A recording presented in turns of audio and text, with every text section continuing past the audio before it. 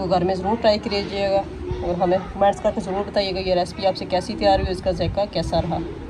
हमें अपनी दुआओं में याद रखिएगा। अल्लाह हाफिज़।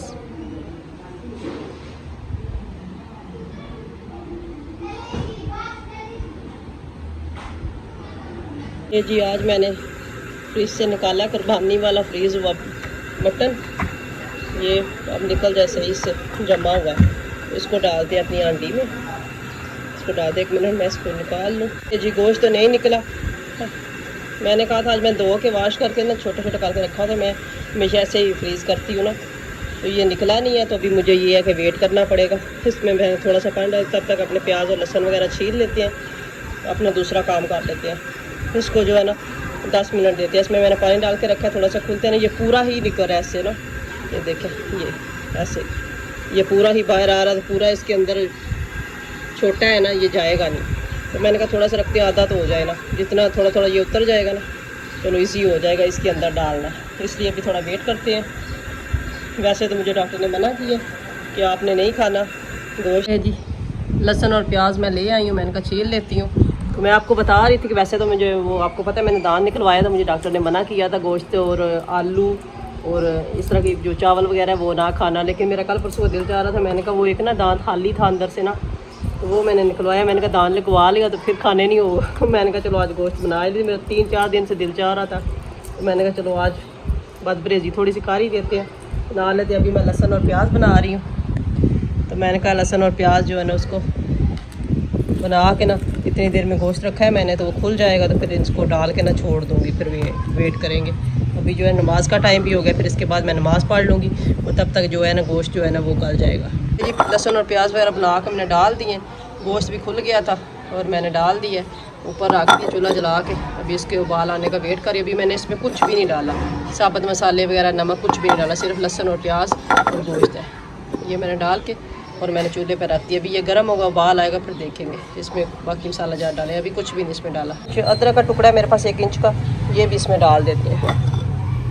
ये मुझे भूल गया था, मैंने कहा अभी छोटा छोटा करके ना मैंने छिलका रिमूव कर दिया इसका, और मैंने कहा ये भी इसमें डाल के ना इसको ऊपर से बंद करके उबाल आने का वेट करते हैं। तब तक थोड़े से बर्तन है वो मैं धो लेती हूँ और इसका वेट लगाते हैं। फुल आँच पे मैंने रखा हुआ फ़िलहाल, जब जो है ना उबाल आता है फिर आँच हल्की कर देंगे, ये पकता रहेगा। ये जो कच्ची अंडी है ये जो है ना पानी कम ऑब्जर्व करती है, और दूसरी जो स्टील वगैरह का ऐसे बर्तन होता है ना, इसमें ज़्यादा पानी डालना पड़ता है। ये इतना डाला है ना, ये भी यखनी निकालनी पड़ेगी, रिमूव करनी पड़ेगी, क्योंकि इसमें पानी इतना ज़्यादा वो जो है ना ऑब्ज़र्व होता नहीं है, मिट्टी की है ना, इस वजह से इसमें पानी कम ही यूज़ करना चाहिए। मुझे यखनी चाहिए थी थोड़ी सी, इसलिए मैंने ज़्यादा पानी डाला।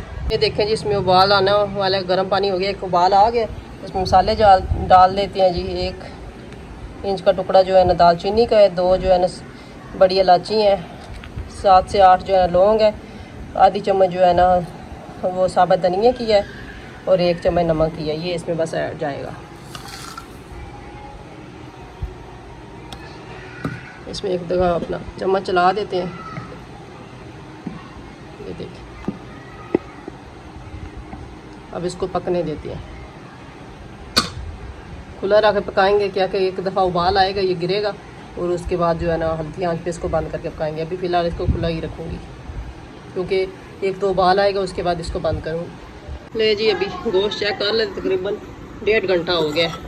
ये देखें पानी खुश्क हो गया काफ़ी हद तक, गोश्त भी तकरीबन गाल के होगा। अभी इसमें ना 3 अदर जो है ना मीडियम साइज़ के वो टमाटर है सॉरी, वो इसमें ऐड कर देते हैं। जब तक पानी खुश्क होगा ना साथ ये भी जो है ना मैश हो जाएंगे। अभी मिर्च वगैरह मैंने इसमें नहीं ऐड की, नमक आपको पता पहले मैं ऐड कर चुकी, बस अभी मिर्च रहेगी और थोड़ा सा ऑयल डालूंगी, फिर मैं इसको भून लूँगी।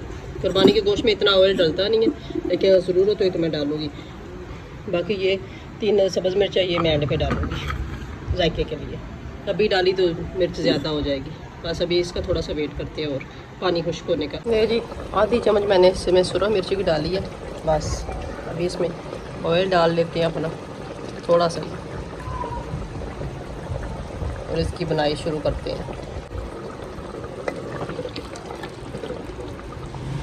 अब इसमें थोड़ा सा पानी है, और जब ये खुश्क हो जाएगा ना फिर इसकी बनाई करके ना इसको मैं उतार लूँगी।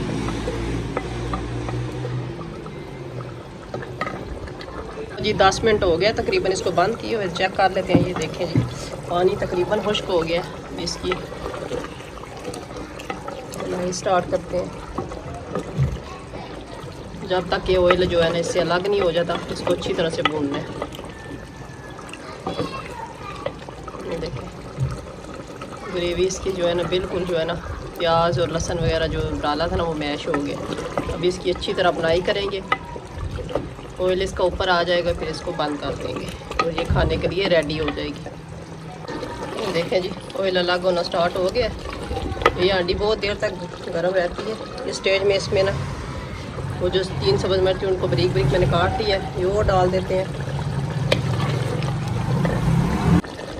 और थोड़ा सा साबुत ज़ीरा।